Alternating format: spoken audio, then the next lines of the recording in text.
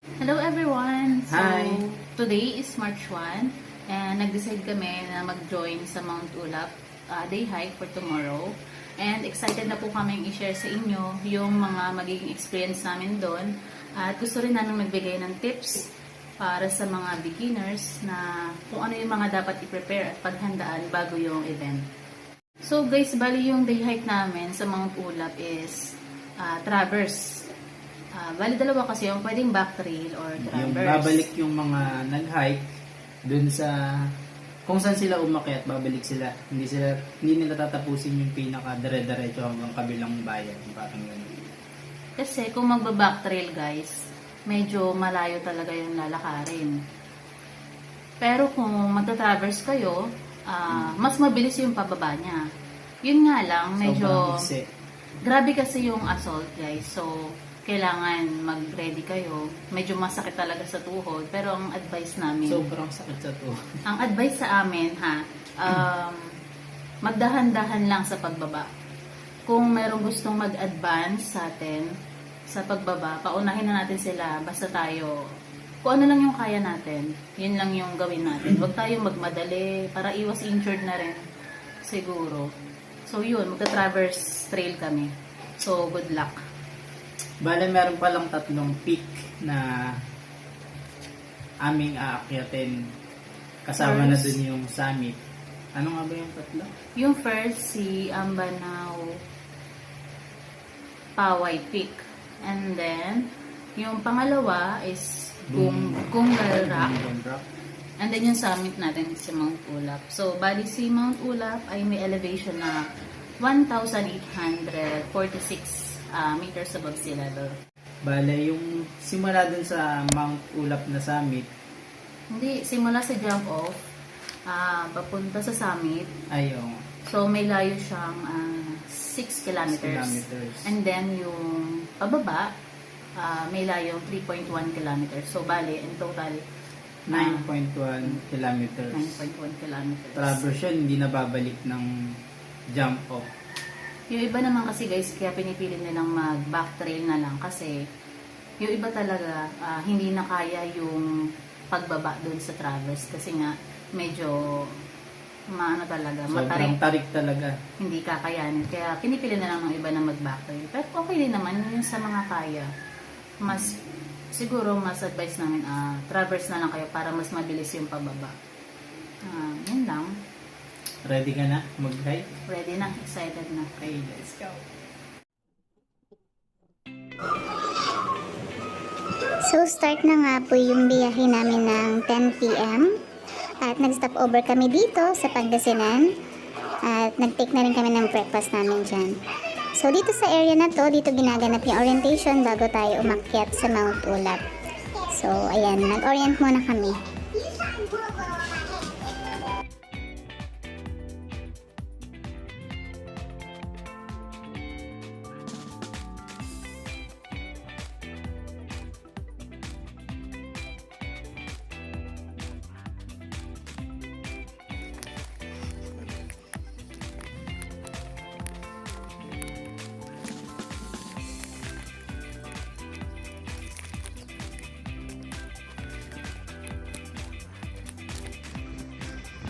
Uy, sea of clouds. Ay.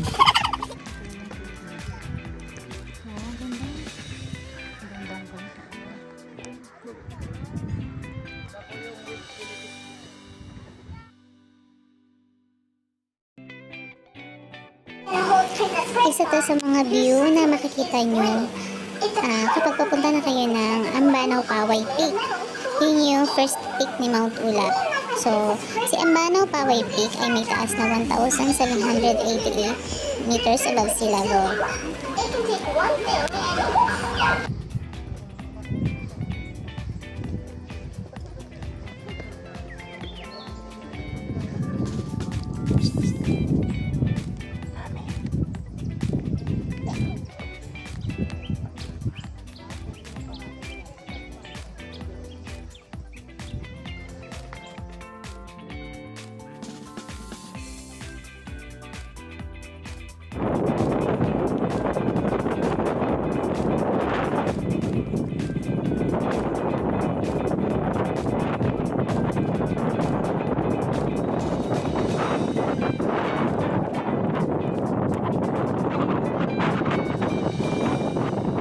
Ito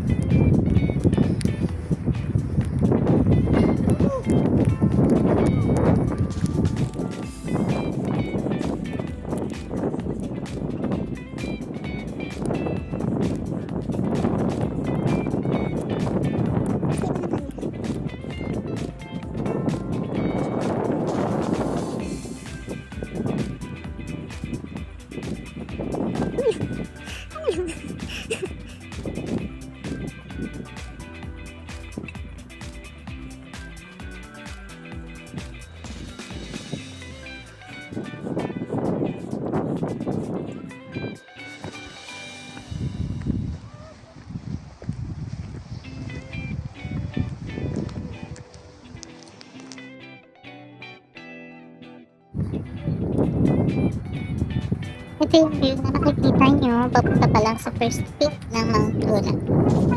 So mostly makikita nyo po pine trees. At yung hangin dito guys, sobrang lamig.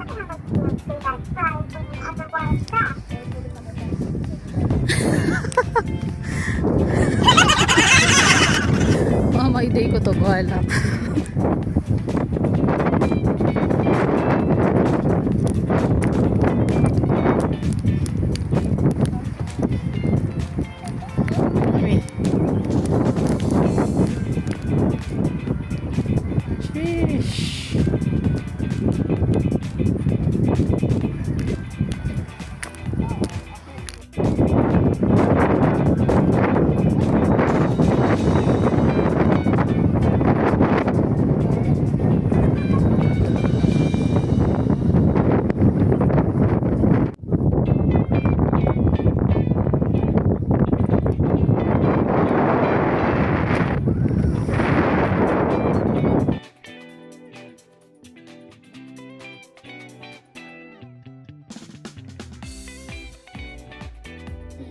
Makikita nyo yung 1,800 meters above sea level. Love.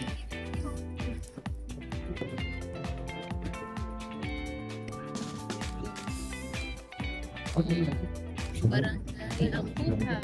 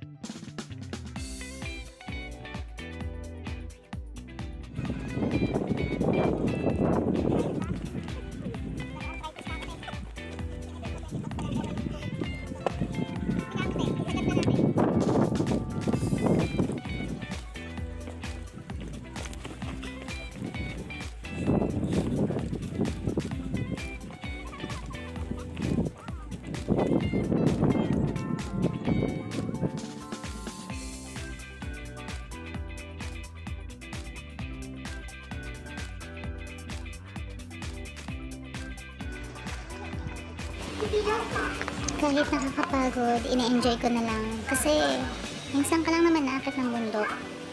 So, sulitin mo na. Kasi hindi naman lagi kang magkakaroon ng pagkakataon na makita yung ganda ng mundo. So, isa rin siguro yung sa dahilan kung bakit patuloy pa rin akong umaakyat.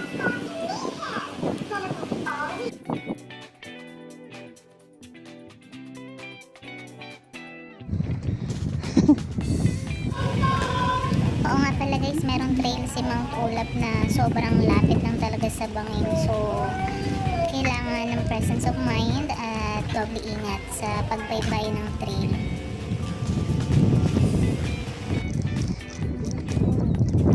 Oh my God.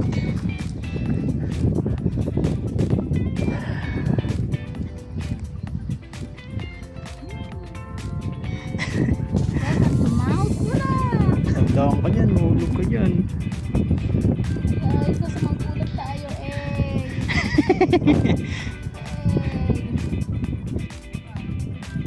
Nakakabilib yung kasama namin joiner dito guys. Ang lakas na loob niya magpa-picture. Ako hindi ko na talaga pinilit kasi mahirap na, baka maging kwento na lang tayo.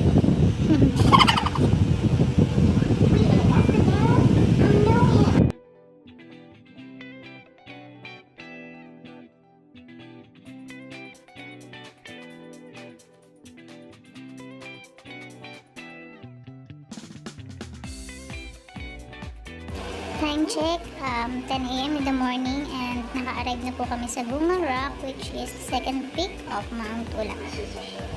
Nice, good. Dito nga pala sa Bunga Rock guys, meron silang rule pagdating sa picture taking. So maximum 10 to 15 seconds lang. Kaya dapat habang nakapila pa kayo, mag-isip na kayo ng pose na gagawin nyo para hindi sayang sa oras.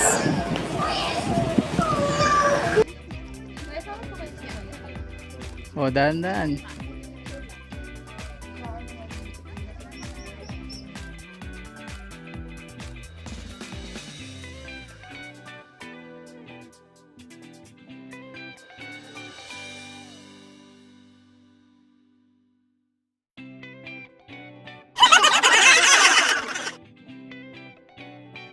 One eternity later. So, di ba? Kaya naman pala.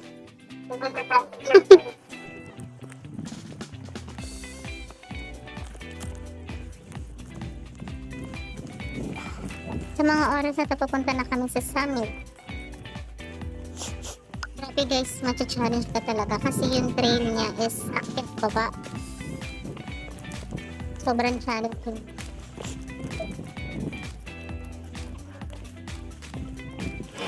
Sabi ng karamihan, ang difficulty daw ng trail ni Mount Ulap is 3/9. But to be honest guys, I think for me it's 4/9.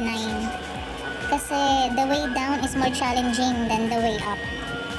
And may ilang trail din kasi na as in ang lapit lang talaga sa bangin. So for me it's 4/9.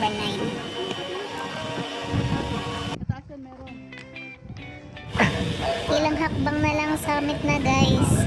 Tignan nyo to.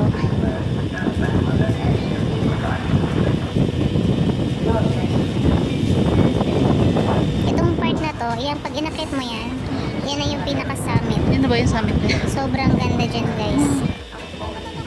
Worth it lahat ng pagod.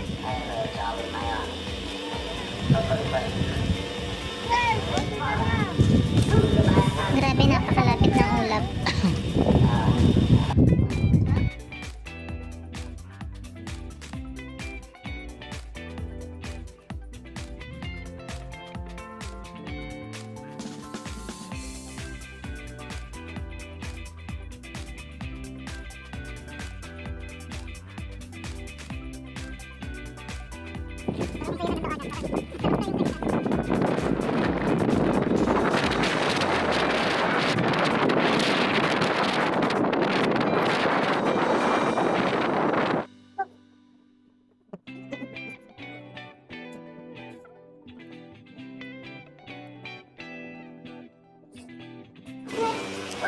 After mag-picture taking sa summit, ito na yung mahirap na part, ang pagbaba.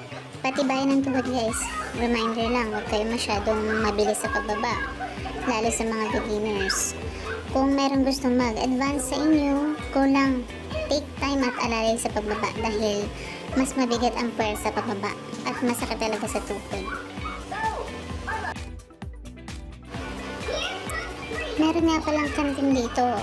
After ng summit, baba ka lang ng konti, makikita mo na yung tinatawag nilang 7-Eleven. So, ito yun guys. Canteen siya na may souvenir shop. So, pwede kayong bumili dito ng mga souvenirs.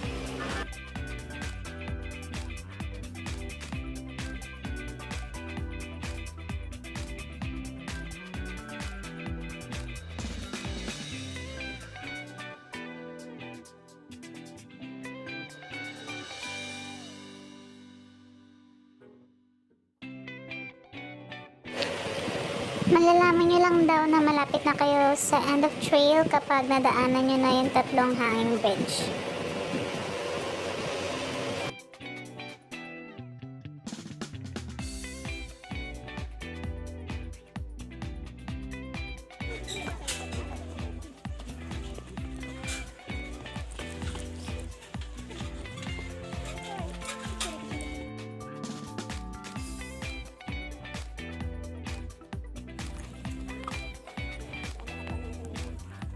Oh, no.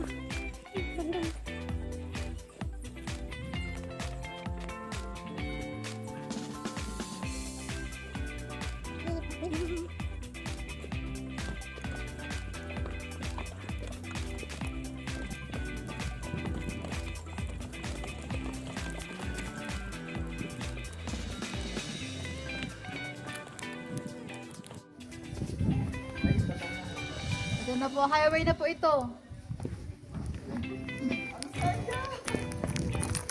Grabe yung bato na to, ang kintab. No? Yan. End of trail.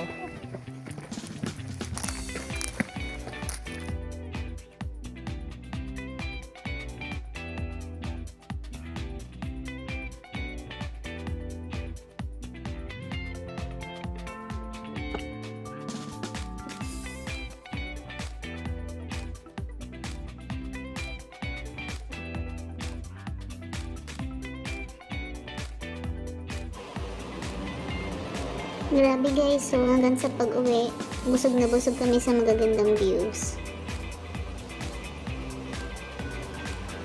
Sobrang gandang experience talaga.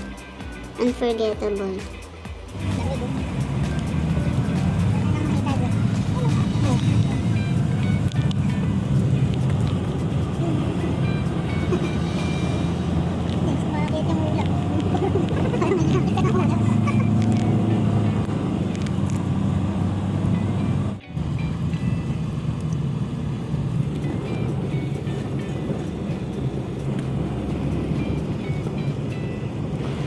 Sana ay na-share namin sa inyo ang ganda ng Mount Ulap sa pamamagitan ng aming videos. And thank you for watching!